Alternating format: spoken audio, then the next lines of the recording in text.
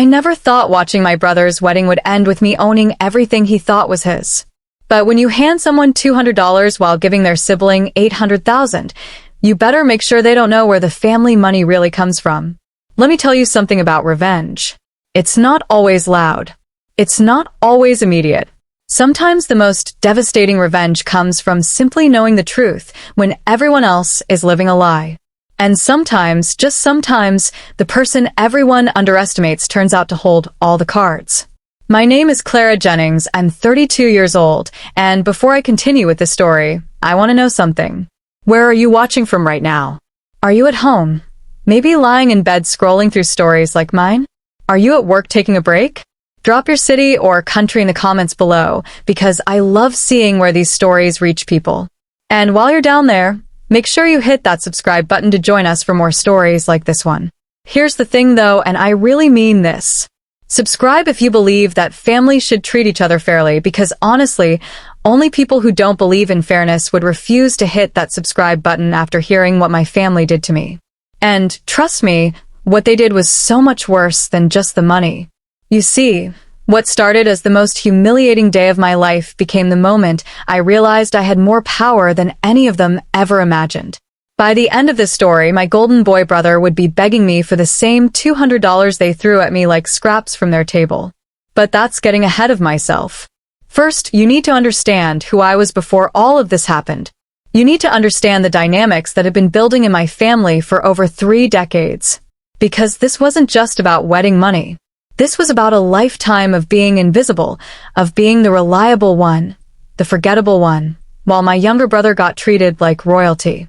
And you need to understand that sometimes the quiet ones, the ones who always clean up everyone else's messes, the ones who never make waves or demand attention, sometimes were the ones you should never, ever underestimate. To understand how I ended up owning everything my family thought belonged to them, you need to know who we were before the betrayal. You need to understand the invisible rules that governed our household, the unspoken hierarchy that put me at the bottom and my brother at the very top. I'm Clara Jennings, and for 32 years, I've been the reliable one, the dependable one, the one who remembers everyone's birthdays, who shows up when things go wrong, who quietly fixes problems without being asked. I work as a project manager for a mid-sized tech company in Seattle, and if you met me on the street, you'd probably describe me as forgettable.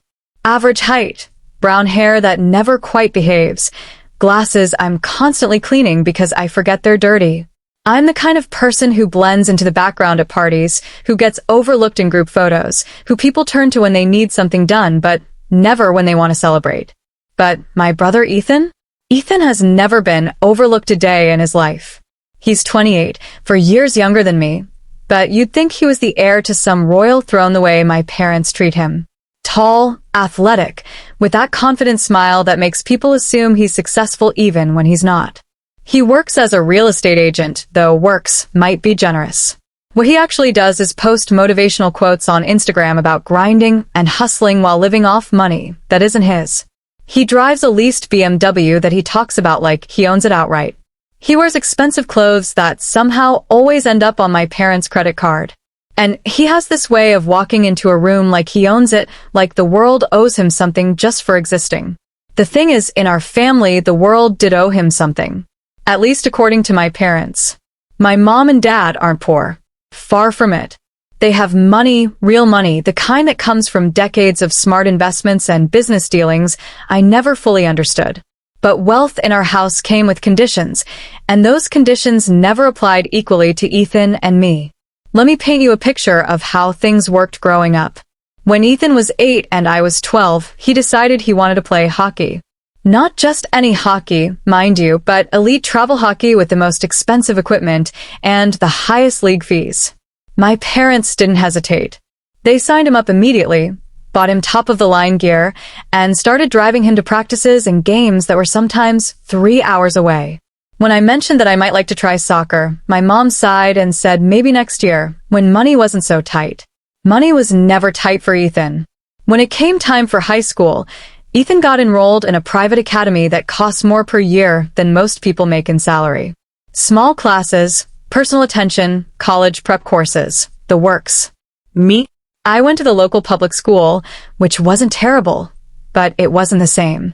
When I asked why Ethan needed private school, and I didn't, my dad explained that Ethan was still developing his potential and needed the extra support. I was already doing fine, he said, so why waste money on something I didn't need? I believed him at the time. I actually felt guilty for asking. College was where the pattern became impossible to ignore. Ethan got into a decent state university, nothing spectacular, but my parents acted like he'd been accepted to Harvard. They covered his full tuition, room and board, meal plans, even gave him spending money for weekends and spring break trips.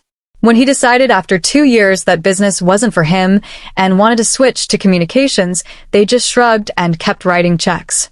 When he wanted to study abroad for a semester in Italy, they funded that too.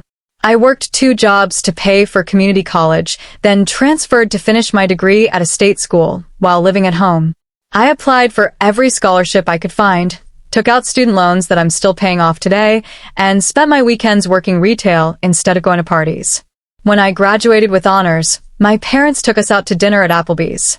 When Ethan finally graduated 2 years later with a C average, they threw him a party and bought him a car. The car thing still bothers me, honestly. It was a used Honda Civic, nothing fancy, but it was reliable, and it was his. I'd been taking the bus and borrowing my mom's car when I absolutely had to. When I pointed out that I could probably use a car too, especially since I was starting my career, my dad said I was an adult now, and adults buy their own cars. Ethan apparently still needed help getting started. After college, I moved out and got my own apartment. A tiny studio that cost half my paycheck, but it was mine. I furnished it with secondhand finds and IKEA furniture I assembled myself. I was proud of it, actually. It felt like independence, like finally becoming the adult I was supposed to be. Ethan moved back home. Not temporarily, not while he looked for a place, but back home like it was the natural order of things. And my parents were thrilled to have him.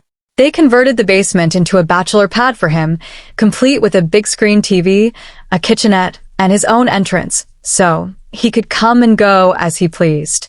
When I asked why they were going to so much trouble, my mom said it just made sense for him to save money while he built his career. His career as a real estate agent started the way everything else in Ethan's life started, with my parents' help. They co-signed his licensing courses, helped him network with their friends who had money to invest in property, and even bought him his first few suits for client meetings. When he landed his first sale, they celebrated like he'd cured cancer. When I got promoted to senior project manager at my company, something I'd worked toward for 3 years, they said congratulations and asked if Ethan had mentioned his latest listing. But it wasn't just the money, though the money was a big part of it. It was the attention, the interest, the way they lit up when Ethan walked into a room versus the polite nod I got. At family dinners, conversations revolved around Ethan's latest triumph or struggle. When he was doing well, it was cause for celebration. When he was having problems, it was cause for concern and immediate action. I could announce a major project success or share news about a promotion, and the conversation would somehow circle back to whether Ethan was eating enough or if he seemed stressed about work. The worst part was how normal it all felt. I didn't recognize it as favoritism at the time because it was all I'd ever known. I thought maybe I was just easier to deal with, more independent, less needy. I thought maybe they were right that Ethan needed more help, more attention, more support. I told myself that being overlooked was actually a compliment, that it meant they trusted me to handle things on my own. I spent years making excuses for them in my own head. When they missed my college graduation because Ethan had a real estate exam that day, I convinced myself it was fine because graduation ceremonies are boring anyway. When they forgot my birthday 2 years in a row but threw Ethan elaborate surprise parties, I told myself birthdays weren't that important once you're an adult. When they offered to help Ethan with a down payment on a condo but suggested I should focus on building my credit when I mentioned wanting to buy a place, I nodded along like that made perfect sense. Living in Seattle, I built my own life. I had friends from work, a small apartment I was actually proud of, routines that made me feel stable and independent. I dated occasionally, though nothing serious ever developed. I think part of me was afraid to bring anyone home to meet my family because I knew how it would go. The conversation would shift to Ethan within minutes, and I'd become invisible again, even to my own date. Meanwhile, Ethan's social media presence grew more obnoxious by the month. Photos of expensive dinners he couldn't afford, gym selfies with captions about the grind, shots of his leased BMW with hashtags about success and hard work. His Instagram looked like the life of someone making six figures, but I knew he was barely scraping by as a real estate agent in a competitive market. The disconnect between his online image and reality should have been embarrassing, but somehow Ethan made it work. People believed the image because he sold it so confidently. Family gatherings became exercises in endurance for me. Christmas dinners where I sat quietly while everyone asked Ethan about his business and his dating life. Thanksgiving where I helped cook and clean while Ethan held court in the living room, regaling everyone with stories about difficult clients and big sales. Easter brunches where I was expected to ooh and ah over whatever new gadget or expensive purchase Ethan was showing off. And I did it. I smiled and nodded and played my role as the supportive older sister, the reliable one who never caused problems or demanded attention. I told myself this was what family looked like, that every family had dynamics like this, that maybe I was just too sensitive or too focused on fairness, when life isn't fair. The truth is, I was desperate for their approval. Even as an adult, even living on my own and supporting myself, I still craved the moment when my parents would look at me the way they looked at Ethan. When they'd be proud of me not because I was reliable or easy to deal with, but because I was their daughter and they loved me. I kept thinking that if I just worked harder, achieved more, needed less, eventually they'd see me. Really see me. I thought maybe if I proved I could handle anything on my own, they'd recognize that strength and value it. I thought if I never complained, never asked for help, never made my needs known, they'd appreciate how low maintenance I was and reward that somehow. I was so focused on earning love that I didn't realize I was actually just making it easier for them to ignore me. By the time I turned 30, I had built what looked like a successful life. Good job, decent apartment, financial stability, a small circle of friends who actually appreciated me. But underneath all of that success was this gnawing feeling that I was somehow failing at the most basic thing, being loved by my own family. That feeling was about to get so much worse, because Ethan, the golden boy who had never wanted for anything, was about to get engaged. And my parents were about to show me exactly how little I meant to them in terms I couldn't possibly misunderstand. But I'm getting ahead of myself. Because before the wedding money, before the humiliation, before I learned the truth about where our family's wealth really came from, there was the announcement. The moment when Ethan walked into our lives with news that would change everything, though not at all in the way any of us expected. That night, staring at those $200 bills spread out on my kitchen table, something broke inside me. Not dramatically, not all at once, but like a crack in a foundation that starts small and then spreads until the whole structure becomes unsound. I didn't sleep that night, or the next night, or really any night for the following 2 weeks. I'd lie in bed replaying every family interaction from the past 32 years. Work became impossible. I'm a project manager, which means my job is basically keeping track of a million moving pieces and making sure nothing falls through the cracks. But suddenly I couldn't focus on anything. I'd be in meetings about software deployments or budget allocations, and all I could think about was that envelope. $200. Like a tip for good service.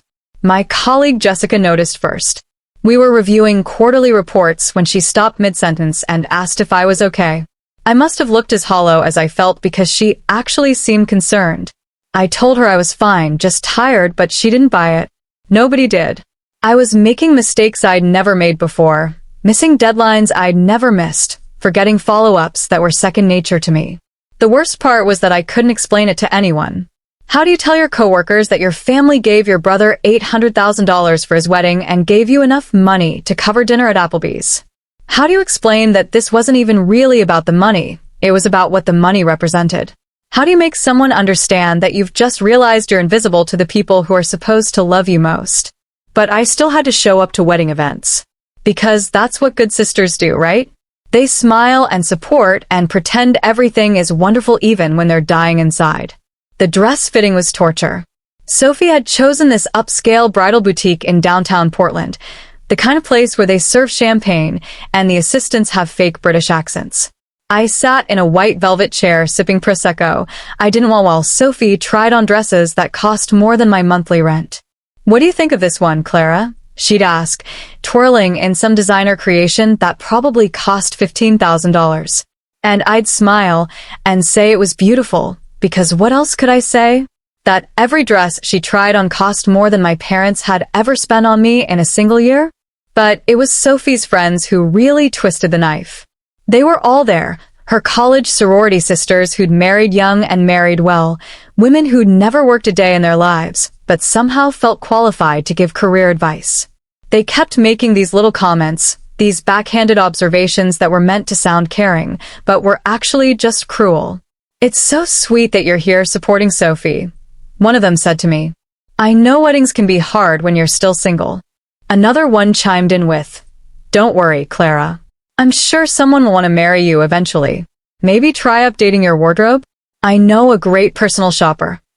The worst was when they started talking about relationships like I wasn't even there. "I just think some people are more naturally suited for marriage," one of them said while Sophie modeled a veil that cost more than my car. Like, some people are just born with that nurturing, feminine energy that men are drawn to. And others are more, I don't know, career-focused? Which is fine too, just different. I wanted to scream. I wanted to tell them that I wasn't single by choice, that I wasn't career-focused because I loved working, but because I'd never had the luxury of depending on someone else to pay my bills. I wanted to point out that their natural feminine energy seemed to correlate pretty directly with their father's bank accounts and their willingness to settle for men who saw them as trophies. But I just sat there, smiling, nodding, being the good sport, the understanding sister-in-law, the woman who knew her place. Sophie, to her credit, sometimes tried to include me in conversations, but it always felt patronizing. "Clara works in tech," she'd announce like I was a fascinating specimen. "She's so smart with computers and numbers and all that complicated stuff I could never understand." Then the conversation would move on to more interesting topics like vacation homes and interior decorating. Ethan was even worse during this period. Success had always made him insufferable, but having $800,000 to spend had turned him into a monster. He strutted around wedding venues like he owned them, making demands and changes that cost thousands of dollars without blinking. He'd casually mention upgrading from the premium bar package to the ultra-premium one because money is no object for my princess. He ordered custom suits for the groomsmen that cost more each than most people spend on their entire wedding outfits. And the whole time, he had this smug satisfaction about him, like he'd won some competition I didn't even know we were playing. At the cake tasting, he made a point of asking my opinion on the most expensive option. "What do you think, Clara? Worth the extra $3,000. When I said they all tasted good to me, he laughed. "That's the difference between us. I can taste quality." My parents were completely oblivious to my pain, or maybe they just didn't care. They fluttered around the wedding preparations like excited teenagers, offering opinions on flowers and linens, debating the merits of different photographers. My mom spent hours on the phone with vendors, negotiating details with the kind of attention she'd never given to anything in my life. When I tried to talk to her about how I was feeling, she brushed me off with platitudes about family and love and how weddings were stressful for everyone. "You'll understand when it's your turn," she said, which felt like another slap. As if my turn was some distant, unlikely possibility rather than something she should want for me. But it was the math that really broke me. One evening, about a week after the envelope incident, I sat down with a calculator and started adding things up. I wanted to understand the scope of the disparity, to put numbers to the feeling that I'd been shortchanged my entire life. I started with education.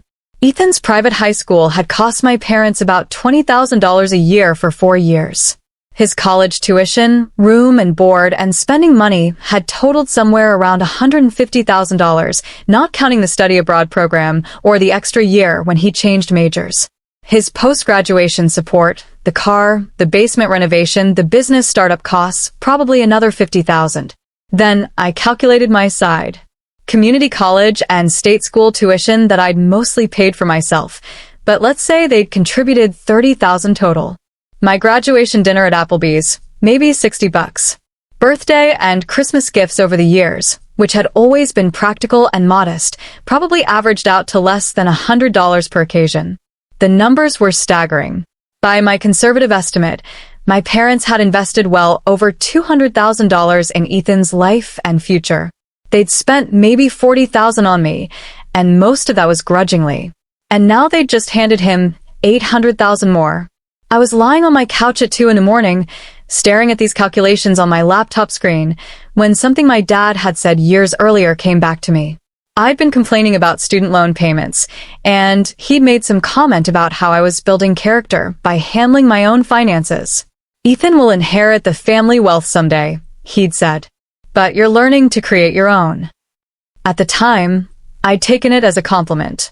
Look how independent I was. Look how capable. But now I heard it differently. Ethan would inherit the family wealth. Not Ethan and I. Just Ethan. I started thinking about other things my parents had said over the years, offhand comments that I dismissed but that now seemed loaded with meaning. References to the family business that I was never included in. Mentions of properties and investments that I knew nothing about. Phone conversations that stopped when I entered the room. The breaking point came at Sophie's bridal shower. My aunt had organized it at some country club, and I'd dutifully shown up with a gift I couldn't afford and a smile I didn't feel. I'd been assigned to help serve drinks and clean up, while my cousin sat with the other guests, gossiping and laughing. The worst moment came when one of my cousins, Jennifer, pulled me aside with what she probably thought was kind concern. "Clara, honey," she said, "I hope you're not too upset about not having a wedding of your own yet. I mean, some people are just late bloomers, right? And not everyone is meant to be a wife and mother. Look how successful you are at work." It was meant to be comforting, but it felt like a knife in my chest.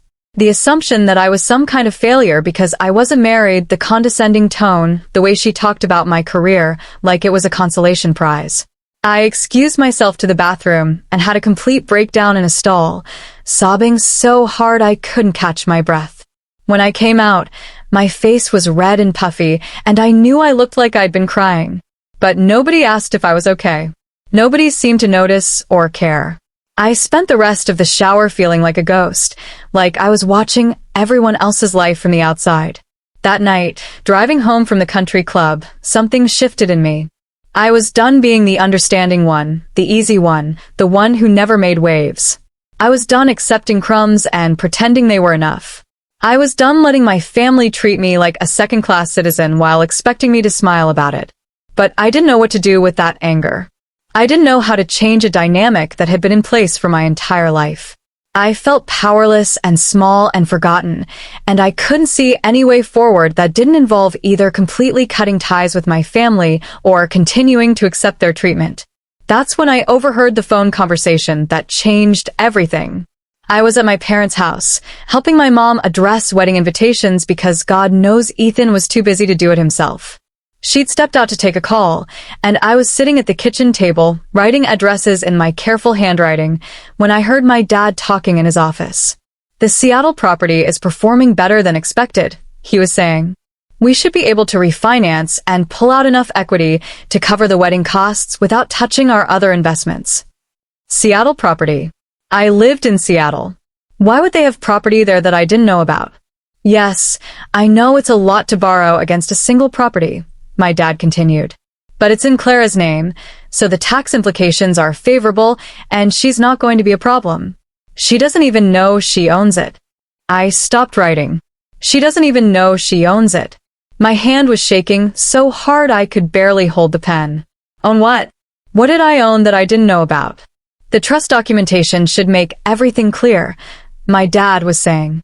"We've been managing her portfolio since she was 18, and honestly, she's never asked questions.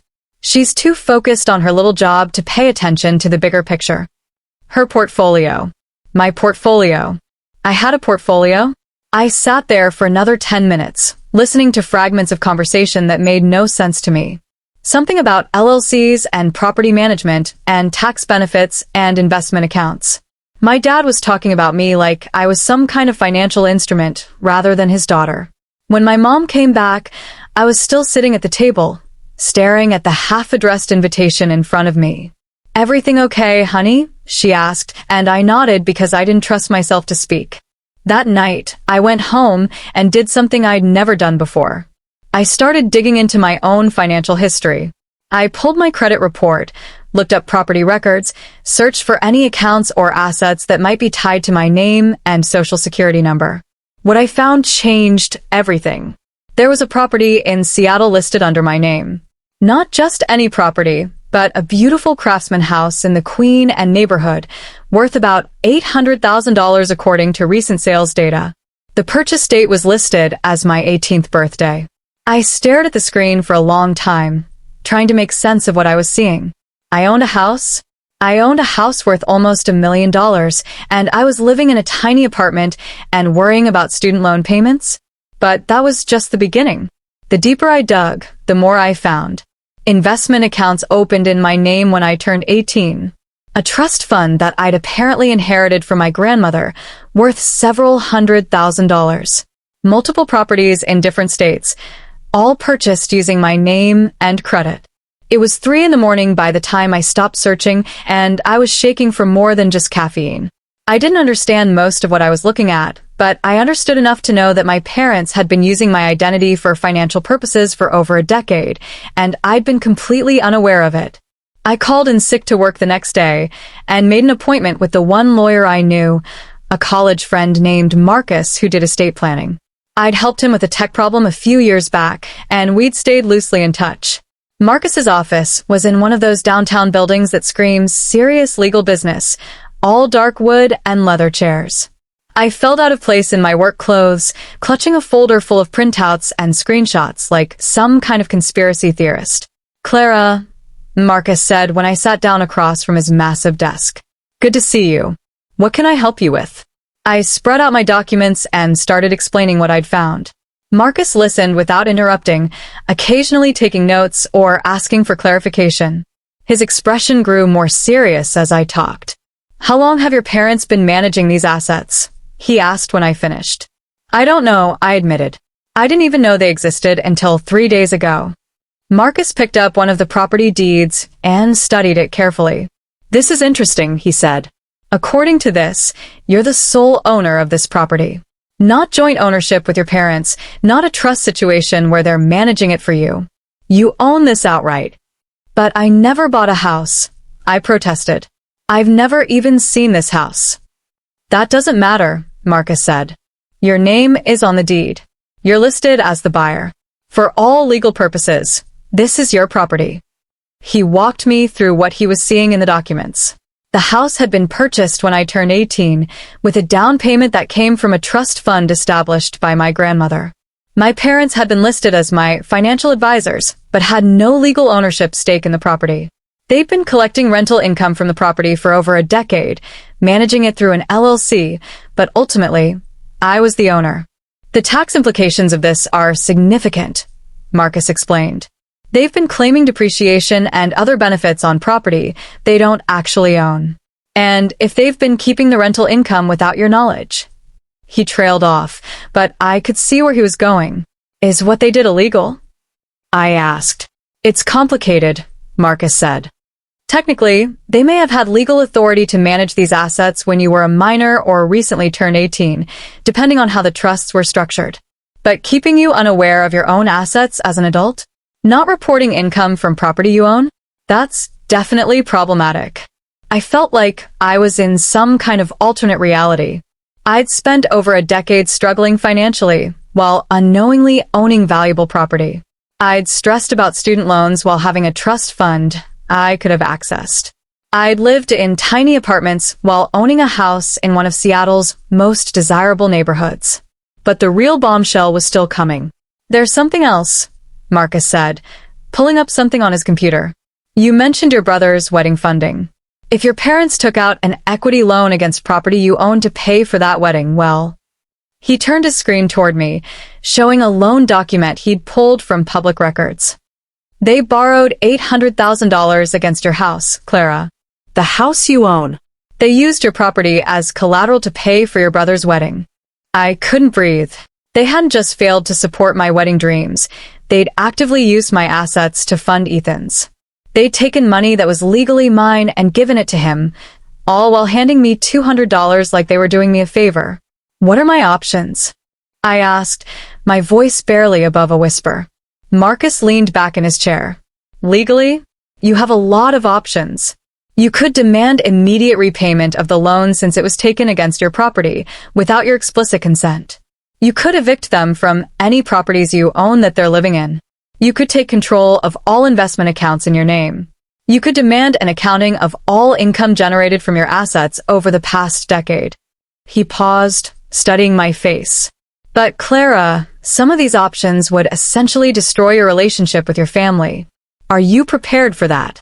I thought about the question for a long time. Was I prepared to destroy my relationship with my family? The family that had been systematically using and dismissing me for my entire adult life? The family that had just demonstrated exactly how little they valued me? They've been living in my house, I said finally. For 14 years, they've been living in a house that I own, and I've been paying rent on a tiny apartment. That's correct. And they borrowed against my house to pay for Ethan's wedding. Yes. Without telling me, without asking me, while giving me $200 and acting like they were being generous. Marcus nodded. I stood up and started gathering my documents. I need to think about this, I said. But Marcus? I want you to prepare all the legal documentation I might need. If I decide to move forward, I want to be ready. As I walked out of Marcus's office, I felt something I hadn't felt in months. Power. For the first time in my adult life, I had leverage. I had options. I had the ability to change the dynamic that had kept me small and grateful for scraps. The question wasn't whether my family had wronged me. The evidence for that was overwhelming. The question was what I was going to do about it. When I realized I legally owned the house my parents had been living in for 14 years, the house they'd taken an equity loan against to pay for Ethan's wedding, I knew I had them exactly where I wanted them. But the question was, what would you do with this kind of power? Leave your thoughts below. The morning of Ethan's wedding, I woke up feeling calmer than I had in months. For the first time since this whole nightmare began, I knew exactly what I was doing and why I was doing it. I had power, real power, and I was finally ready to use it. But not yet. First, I was going to play my role perfectly. I was going to be the supportive sister, the reliable Clara, the woman who never made waves or caused problems. I was going to smile and celebrate and watch my family spend my money on my brother's wedding. And I was going to enjoy every single minute of it, because I knew something they didn't know. I knew it was all going to end tomorrow. Getting dressed that morning felt like putting on armor. I'd chosen my outfit carefully, a simple navy dress that was appropriate but not attention-grabbing, comfortable shoes because I'd be on my feet all day, minimal jewelry. I wanted to blend into the background one last time, to be invisible in the way they'd always preferred me to be. Marcus had everything ready. The legal documents were prepared and waiting in his office. The timeline was set. All I had to do was get through the wedding, and then I could change my life forever. The ceremony was held at the Fairmont Olympic Hotel in downtown Seattle, because of course it was. When you're spending $800,000 of someone else's money, why not go for the most expensive venue in the city? The grand ballroom had been transformed into something that looked like it belonged in a fairy tale. All white roses and crystal chandeliers, and enough candles to illuminate a small city. I arrived early, because that's what responsible family members do. I helped direct vendors, assisted elderly relatives to their seats, and made sure everyone had programs and knew where the restrooms were. I was, as always, the person who handled the details so everyone else could focus on the important things. Watching the guests arrive was like observing an alien species. These were Ethan's people, Sophie's people, my parents' friends, and business associates.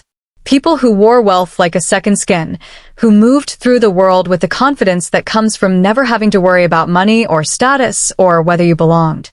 My extended family treated me exactly as they always had, with a mixture of polite interest and subtle pity. My cousin Jennifer cornered me near the gift table to ask, with fake concern, whether I was dating anyone special. When I said I wasn't, she nodded knowingly and said something about how career women sometimes had to make sacrifices for success. My Uncle Robert made a comment about how I was looking thin, and asked if I was eating enough, as if my modest lifestyle was some kind of eating disorder rather than the result of actually paying my own bills. My Aunt Susan told me she'd heard wonderful things about my job and said it was so impressive that I was supporting myself, like independence was some kind of unusual achievement for a 32-year-old woman. But I just smiled and nodded and played my part, all while calculating the cost of everything around me. The flowers alone probably cost more than I spent on groceries in 6 months.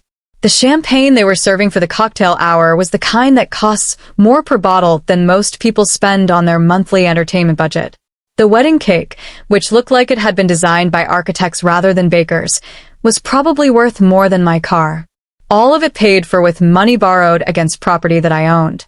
Ethan was in his element, holding court with his groomsmen, accepting congratulations like he was some kind of conquering hero rather than a mediocre real estate agent marrying a woman whose father owned 3 car dealerships.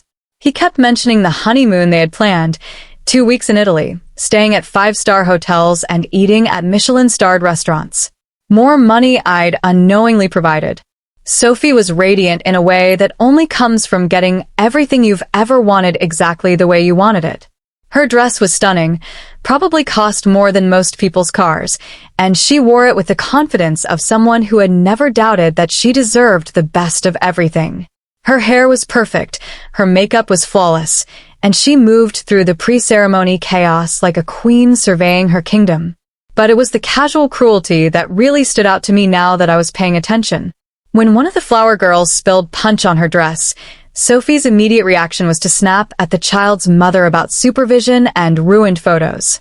When a waiter accidentally bumped into her while carrying a tray of appetizers, she made a comment about the help being clumsy and careless. And when she saw me arranging programs on the gift table, she made a point of coming over to help. "Clara, honey," she said, her voice dripping with false sweetness, "you don't need to worry about those. We have people to handle the setup." She took the programs out of my hands with a smile that didn't reach her eyes. "Why don't you just enjoy the party? I know how hard it must be to watch other people get there happily ever after." In the old days, I would have apologized and slunk away, embarrassed and hurt. But now I just smiled back at her and said, "You're right, Sophie. I should just sit back and enjoy watching other people spend money on their dreams." She didn't catch the double meaning, of course. None of them did. My parents were everywhere and nowhere, fluttering around the reception space like anxious butterflies, making sure every detail was perfect for their precious son's special day. They'd hired a wedding planner, naturally, but that didn't stop them from micromanaging every aspect of the event. My mother kept pulling me aside to handle various small crises. The musician needed an extension cord. Could I find one? The photographer wanted to move some tables for better lighting. Could I coordinate with the venue staff? The florist had questions about the centerpieces. Could I make decisions about flower arrangements? I was, as always, the reliable one who could be counted on to solve problems without causing drama. And I did it all with a smile, because I knew it was the last time they'd ever take me for granted. The ceremony itself was beautiful, I had to admit. Ethan actually looked handsome in his custom tuxedo, and Sophie was genuinely radiant as she walked down the aisle. The officiant they'd hired was some kind of celebrity minister who probably cost more than most people's entire wedding budgets, and he delivered a ceremony that was both personal and polished. But it was Ethan's vows that really got to me. He stood there, in front of 400 guests, talking about family and love, and how grateful he was for all the support he'd received in life. He thanked my parents for believing in him and for making this day possible. He talked about how lucky he was to have a family that would do anything for him, that would sacrifice anything to see him happy. The whole time he was speaking, I was thinking about the equity loan documents Marcus had shown me.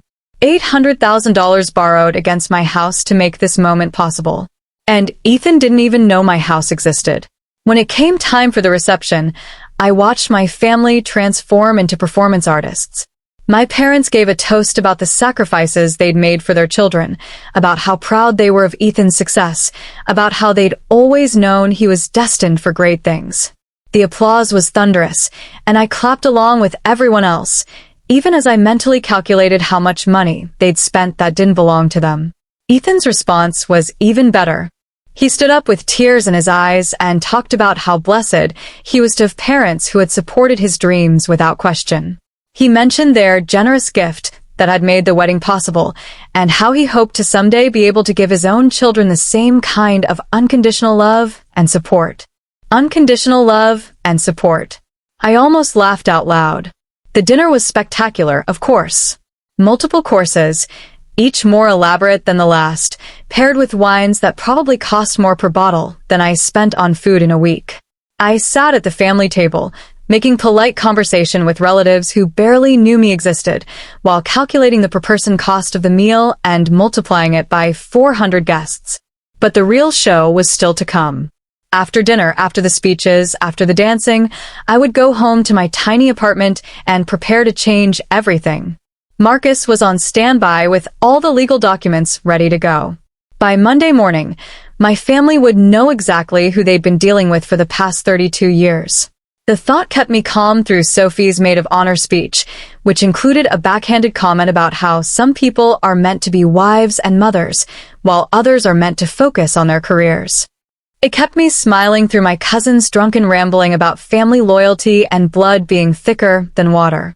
It kept me polite when my uncle cornered me to give unsolicited advice about my biological clock and how I shouldn't wait too long to settle down.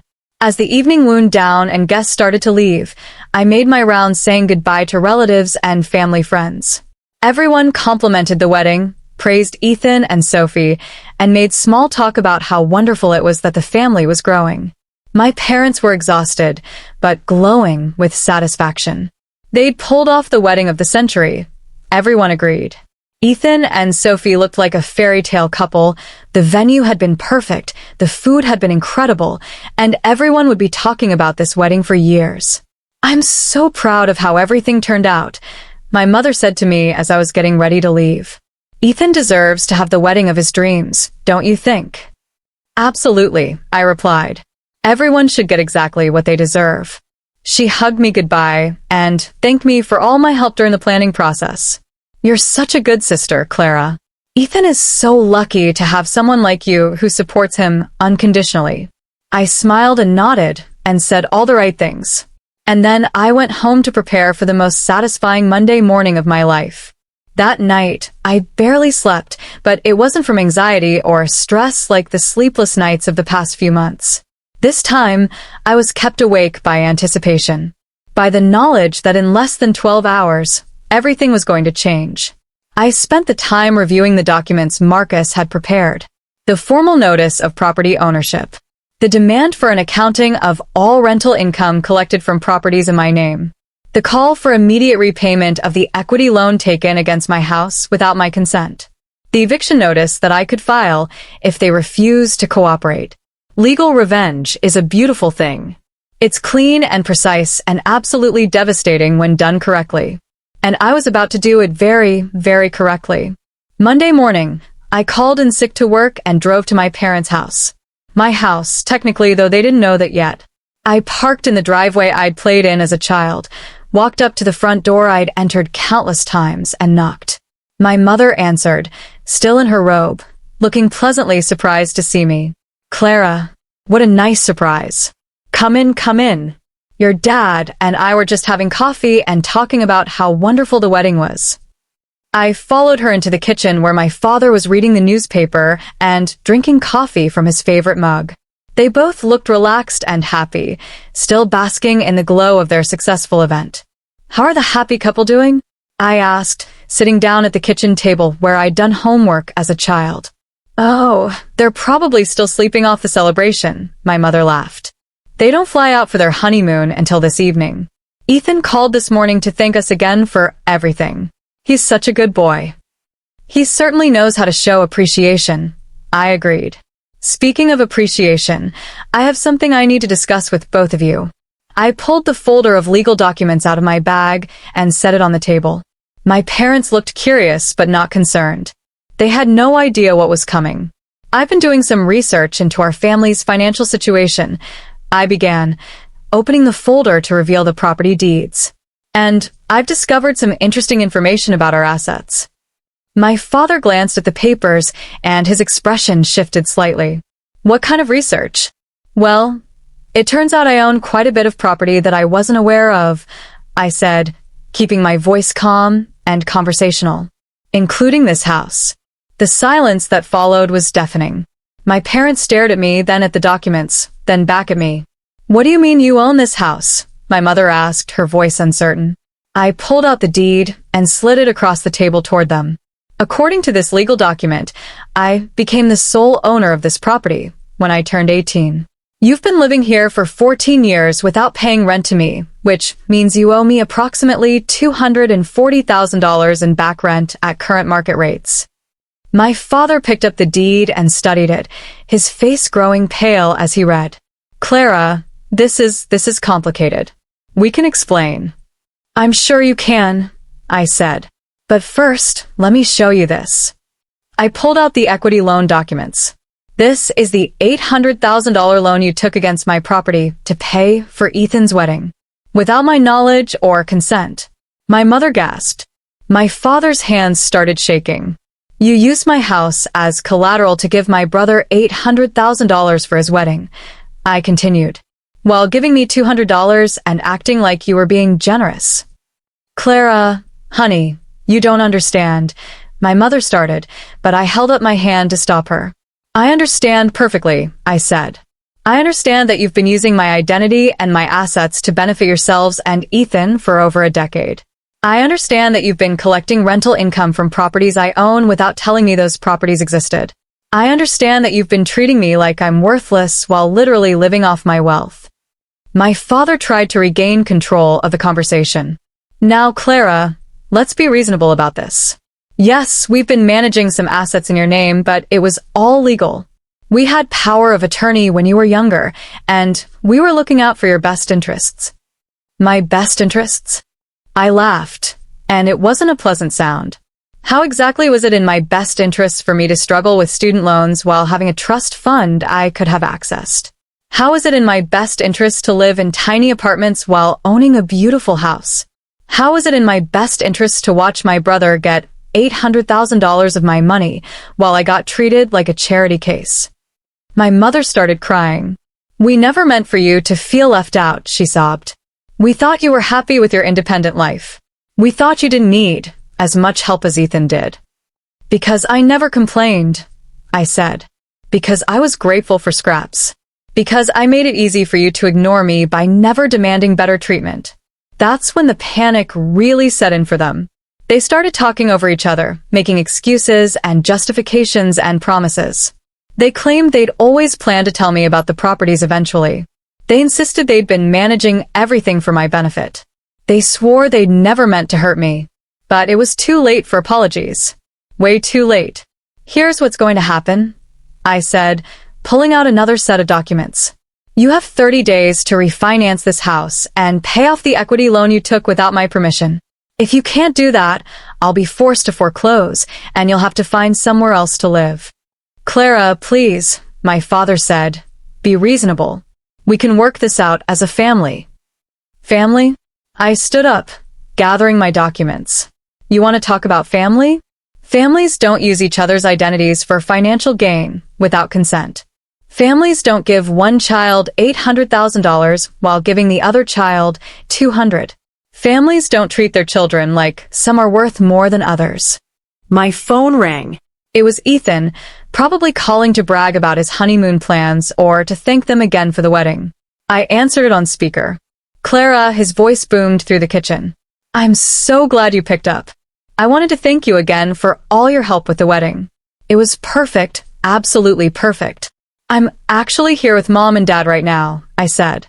We were just discussing the wedding expenses. Wasn't it incredible? I mean, $800,000. Can you believe Mom and Dad spent that much on me? I'm the luckiest guy in the world. I looked at my parents, who were staring at the phone in horror. Actually, Ethan, I said, I have some interesting news about that $800,000. It turns out it wasn't Mom and Dad's money after all. What do you mean? His voice was confused. I mean, they borrowed it against a house that I own. So, technically, you spent $800,000 of my money on your wedding. The silence on the other end of the phone was beautiful. That's not possible, Ethan finally said. You don't own a house. You live in that tiny apartment. I own several houses, actually, I said. Plus various investment accounts and trust funds that I've been completely unaware of until recently. Properties that Mom and Dad have been using to benefit themselves and you for years. Clara, what the hell are you talking about? His voice was getting louder, more aggressive. I'm talking about the fact that our parents have been using my assets to fund our lifestyle while treating me like a second-class citizen, I said calmly. I'm talking about the fact that everything you think belongs to them actually belongs to me. That's impossible, he shouted. You're just jealous because Mom and Dad love me more than they love you. And there it was. The truth he'd always known but never said out loud. You're right, I said. They do love you more than they love me. But here's the thing, Ethan. Love doesn't pay mortgages. And the mortgages on all the properties you've been benefiting from, those are in my name. I could hear him breathing heavily on the other end of the phone. What do you want? I want acknowledgement, I said. I want apologies. I want you to understand that I've been supporting this family financially for over a decade without even knowing it. And I want things to change. This is insane, he said. Sophie, did you hear this? Clara's having some kind of breakdown. I could hear Sophie in the background, asking questions, sounding confused and concerned. Poor Sophie. She'd just married into what she thought was a wealthy family, only to discover that the wealth belonged to the sister-in-law she'd been treating like hired help. Put me on speaker, I said. Sophie deserves to hear this too.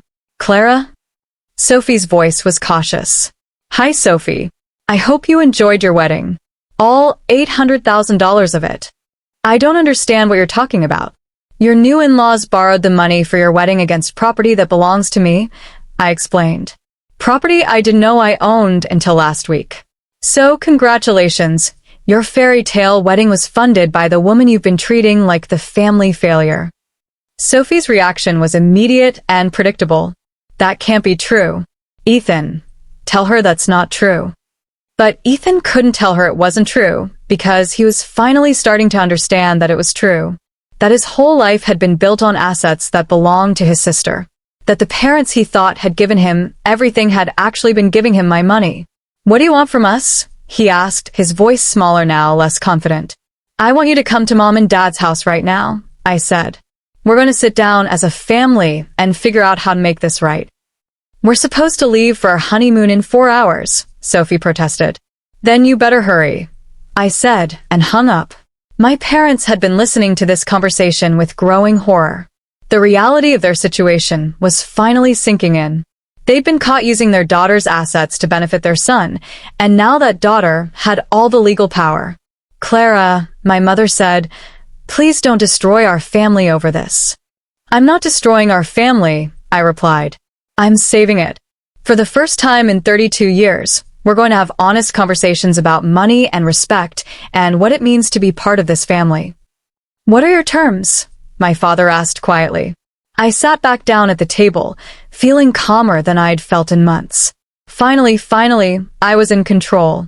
First, I said, I want a complete accounting of all income generated from properties in my name over the past 14 years. Every rental payment, every tax benefit, every dollar that should have been mine. They nodded. Second, I want the equity loan repaid within 90 days. If you can't do that, you'll pay me market rate rent to live in my house, and Ethan's allowance gets cut off completely. His allowance? My mother asked. Did you think I didn't know about the monthly payments? I asked. The insurance you pay for him, the credit card bills you cover, the emergency funds you provide whenever he overspends? All of that stops now. Third, I want public acknowledgement of what you've done. I want you to call every relative who was at that wedding and explain that the money came from me, not from you. Clara, that's humiliating, my father protested. Not as humiliating as being treated like worthless while unknowingly funding my own mistreatment, I shot back. And fourth, I want things to change going forward. I want to be treated like an equal member of this family, not like your reliable servant who's expected to smile and be grateful for whatever scraps you throw my way. By the time Ethan and Sophie arrived, my parents had agreed to most of my terms. They didn't have a choice, really. I held all the cards, and they knew it. Ethan burst through the front door like a hurricane, still in the expensive clothes from his wedding weekend, Sophie trailing behind him looking confused and upset. He'd clearly been drinking, probably trying to process the information I'd given him. "Where are these supposed documents?" he demanded, storming into the kitchen. I gestured to the folder on the table. "Help yourself." He grabbed the papers and started reading, his face growing redder with each page. Sophie read over his shoulder, her expression shifting from confusion to shock to something that looked like betrayal. "This is impossible," Ethan said, but his voice lacked conviction now. "Call Marcus if you want verification," I said, handing him my lawyer's business card. "He's got copies of everything, plus additional documentation you haven't seen yet." Sophie was staring at the equity loan paperwork. "You borrowed $800,000 for our wedding?" she asked Ethan's parents. "Against your daughter's house?" "It's complicated," my mother said weakly. "It's really not," I said. "They've been using my assets for years without telling me, and they used my property as collateral to pay for your wedding while giving me $200 and acting like they were being generous." Sophie turned to Ethan. "Did you know about this?" "Of course I didn't know," he exploded. "How could I have known? This is insane." But I could see the doubt creeping into Sophie's eyes. She was starting to understand that the family she'd married into wasn't what it seemed. That the wealth she'd thought she was gaining access to actually belonged to the woman they'd all been treating like a servant. "So what happens now?" Ethan asked, slumping into a chair. "Now you learn what it's like to live without my money," I said. "The credit cards that mom and dad have been paying for you? Those get canceled. The car insurance, the health insurance, the monthly allowance, all gone. The condo you're living in? If it's in my name, you pay market rate rent or you move out." "You can't do this to me," he said, but he sounded desperate rather than angry now. "I'm not doing anything to you," I replied. "I'm simply taking control of my own assets. You're welcome to make your own way in the world, just like I've been doing for over a decade." Sophie was quiet for a long time, processing everything she'd heard. Finally, she spoke up. "How much money are we talking about here?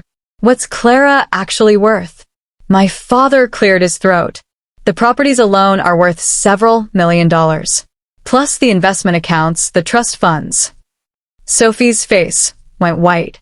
"Several $1,000,000. That you've been living off of while treating me like I was worthless," I said. Sophie looked at Ethan, then at his parents, then back at me. "I think I need to go home," she said quietly. "Sophie, wait," Ethan started, but she was already gathering her purse and heading for the door. "I need time to think about this," she said. "I thought I was marrying into a family that valued hard work and success. Instead, I find out I married someone whose entire lifestyle is funded by the sister he treats like trash." She left, and Ethan stared after her with growing panic. "Clara, you have to fix this," he said. "You have to call her and explain that this isn't what it looks like." "What exactly should I tell her?" I asked. "That you didn't know you were living off my money? Maybe that's true, but you didn't know you were treating me like garbage while accepting hundreds of thousands of dollars from our parents. You didn't know that you got $800,000 for your wedding while I got $200. What part of that should I help you explain away?" The fight went out of him then. For the first time in his life, Ethan had to face the consequences of his actions without someone else swooping in to fix things for him. Over the next few hours, we worked out the details of our new arrangement. My parents would refinance the house within 90 days or start paying me rent. They would provide a complete financial accounting within 30 days. They would cut off all financial support to Ethan immediately. And they would call every family member who attended the wedding to explain where the money had really come from. It wasn't easy. There was crying, pleading, anger, and desperate attempts to make me feel guilty for destroying the family. But I held firm. For the first time in my life, I was putting my own needs first, and I wasn't backing down. The aftermath was swift and brutal. Within a week, Sophie had moved back in with her parents and was seriously reconsidering the marriage. Ethan had to return his leased BMW and move into a tiny apartment he could barely afford. My parents had to take out a new mortgage to pay off the equity loan, and their monthly expenses skyrocketed now that they were actually paying their own bills instead of using my money. The extended family was initially skeptical when my parents called to clarify the wedding funding, but Marcus provided documentation to anyone who asked for verification. The story spread quickly through our social circle, and the narrative shifted from generous parents sacrificing for their son's happiness to parents caught using daughters' money to favor their son. At work, my increased confidence was noticeable.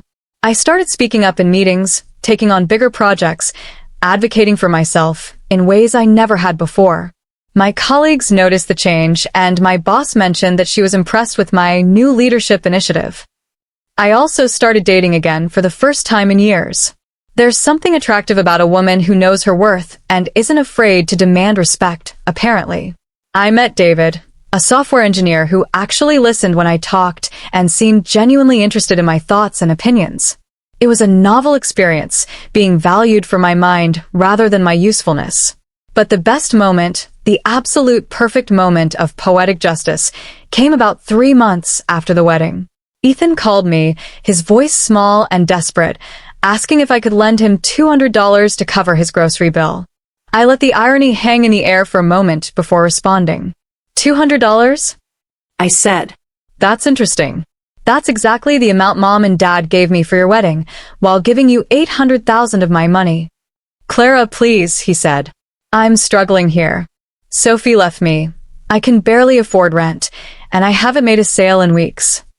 I understand this is what you think family support looks like, I said calmly. Let me know when you're ready to learn what real family support actually means. And I hung up. 6 months later, my parents and I started family therapy. It was my condition for maintaining any relationship with them at all. Slowly, very slowly, we began to rebuild our relationship on honest ground. They had to confront their favoritism, their manipulation, and their complete disregard for my feelings. I had to learn how to express my needs and enforce boundaries without feeling guilty. Ethan took longer to come around. Pride is a hard thing to swallow, especially when you've been fed it your entire life. But eventually, faced with the choice between admitting he'd been wrong or losing his family entirely, he chose humility. He got a job at a car dealership, started paying his own bills, and slowly began to understand what it meant to earn respect rather than simply expect it. Sophie never came back. She'd seen too much, understood too clearly what kind of man she'd married, and what kind of family she'd nearly joined. Last I heard, she was engaged to someone else, someone who'd built his own success rather than living off his sister's assets. As for me, I kept the house. My parents pay me market rate rent to live there, which covers the mortgage and provides me with a steady income stream. I moved into a beautiful apartment in Queen and, walking distance from the house I'd unknowingly owned for 14 years. I bought myself a reliable car, started saving for retirement, and began making financial decisions based on the reality of my assets rather than the fiction I'd been living. But the most important change wasn't financial. It was emotional.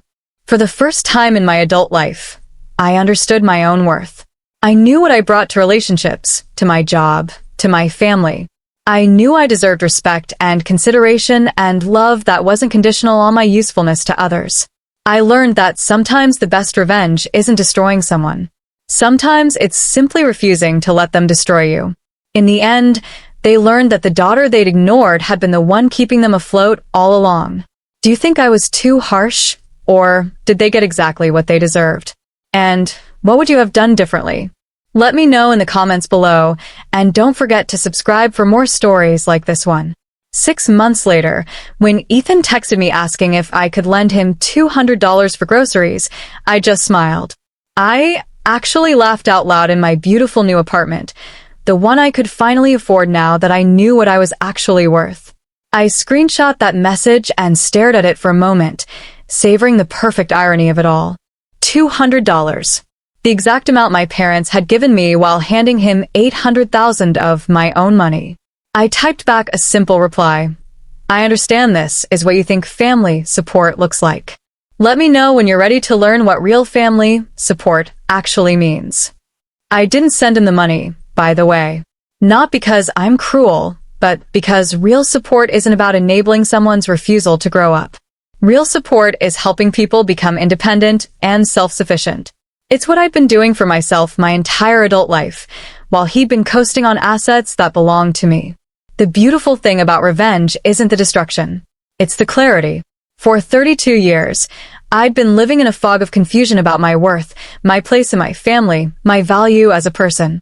But when I finally saw the truth about our family's finances, when I understood that I'd been supporting everyone while being treated like I was worthless, everything became crystal clear. Sometimes the best revenge isn't destroying someone. It's showing them exactly how it feels to be in your shoes. And now they know exactly what it's like to need someone who doesn't need them back. My family learned something important that year. They learned that the quiet ones, the reliable ones, the ones who never make waves or demand attention, sometimes were the ones you should never, ever underestimate. We're watching, we're listening, and we remember everything. And when we finally decide we've had enough, well, we know exactly where all the bodies are buried. If this story resonated with you, if you've ever felt invisible or undervalued by the people who should love you most, make sure you hit that subscribe button for more real-life revenge stories. Because there are more of us quiet ones out there than you might think, and we all have stories to tell. And remember, sometimes the person everyone overlooks is the person who holds all the power. They just haven't realized it yet.